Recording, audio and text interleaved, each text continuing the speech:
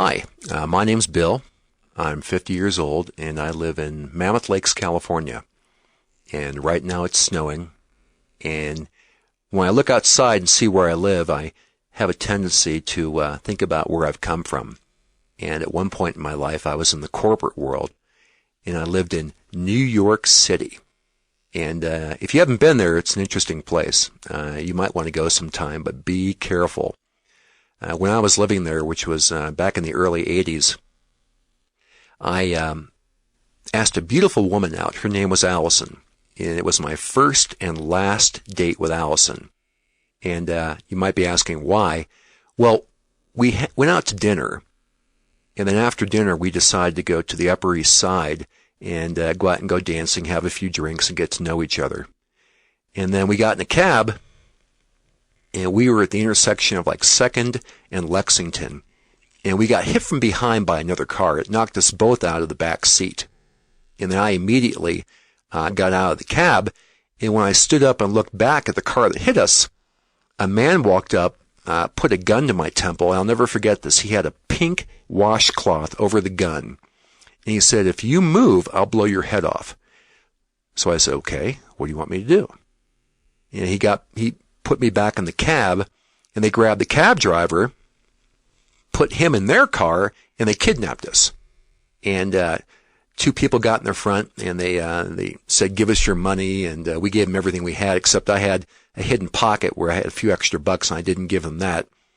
And they took us up Manhattan and then back down, FDR Drive, and basically left us off where they kidnapped us. But in the process of going up Manhattan, uptown to the east side, they ran every light, and there was no way I could grab Allison and bail out of the car.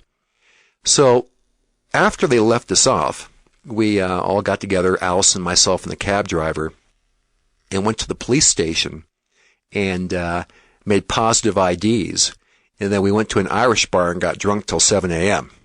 And a few days had passed, and I said, "Hey, Allison, you want to go out again?" And she said, "No way, McBride. You didn't save me." And so we kind of laugh about that, but it was a scary time. And that's the thing about Manhattan, is you have to be careful. So in any event, I'm living in Mammoth Lakes now, and where I was in the corporate world before, I now have my own little business. And where I had short hair before, it was a bit pudgy. I now have long hair. My friends tease me that I look like Yanni, and I'm in good shape because I like to ski and climb and run. And that's one thing about living in the Mammoth Lakes area, is that you can do physical activities year round. Sometimes you have to deal with the environment, but if you're willing to go out there and try, you're going to have a good time. The things I like to do include trail running, Nordic skiing, which is skate skiing, and then the classic style. I also like backcountry, and I have a bunch of friends, and particularly during the spring when the weather is nice, we'll go into the backcountry and pick a line and traverse back and forth up a mountain and then ski down a gully or a face. And it's a lot of fun. And we've never had any problems with avalanches, and it's always a pleasure to go up there and take a look at how beautiful the area is and be grateful for where we live.